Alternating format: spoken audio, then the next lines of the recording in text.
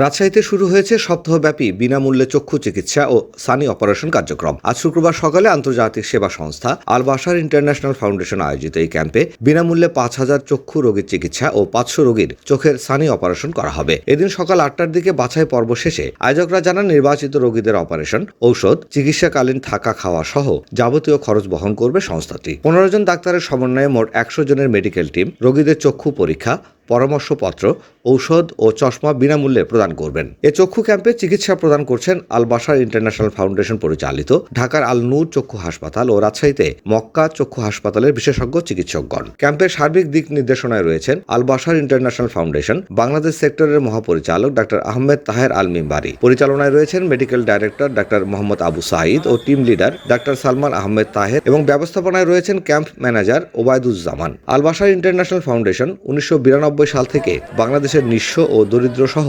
সর্বস্তরের মানুষকে চক্ষু সেবা প্রদান করে আসছে। ইতোমধ্যে সংস্থাটির নানামুখী প্রকল্পের মাধ্যমে 50 লাখ চক্ষু রোগী সেবা পেয়ে উপকৃত হয়েছেন।